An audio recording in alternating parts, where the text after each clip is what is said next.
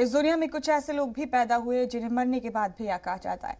इन्हीं में एक शायर शाद बगलकोटी, कर्नाटक शिकारपुरी के गुलशन जुबैदी और मारूफ शायर शाद बगलकोटी मरहूम का ताज़ा मजबूआ किताब मक्की मदनी पीक की बत्तियां का रस्म इजरा अमल में आया। प्रोफेसर सैयद शाह अकील की सदारत में मुनक्किद इस तकरीब में कौमी एजाज़ याफ्ता डॉक्टर हाफिज कर्नाटकी ने किताब का रस्म अजरा किया। इस मौके पर शाद बगलकोटी की याद में मुशायरे का भी इनेकाद दिया।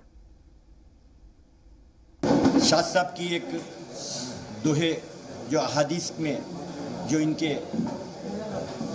दोहे थे, ये तर्जुमा ही कह सकता हूँ। किताब बड़ी मेहनतों के बाद हमारे डॉक्टर शाकिल मदार साहब ने इसकी तबात की। इसका इंतज़ार था, आज ही ये किताब मंजर आम पे आई। शाह साहब को हिंदी में बहुत ज़्यादा महारत थी और हिंदी के अच्छे गीत भी लिखते थे और वो उर्दू में गज़लें भी लिखे हैं, नातें भी लिखे हैं। मैं ये कह सकता हूँ और उससे भी ज़्यादा उनको वाकिफ़ियत थी और वरूद से बहुत वाकिफ़ थे, उस्ताद भी थे, अच्छे कह सकता हूँ कि बिल्कुल फनकार थे।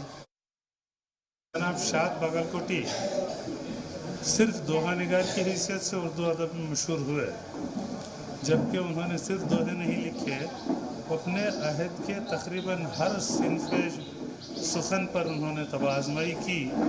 नात गीत लिखे, नातें लिखी, बहुत कुछ उन्होंने लिखा, लेकिन उनकी आरज़ू थी कि अहादीस को शेरी पैकर में ढालें।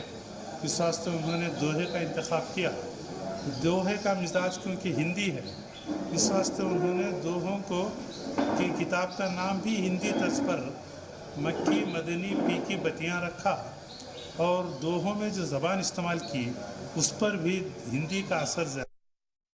गज़ल से मुख्तलिफ चीज़, इस कल्चर को समझकर अपनाने वालों में से शाद बगलकोटी साहब का नाम काफ़ी नुमाया है।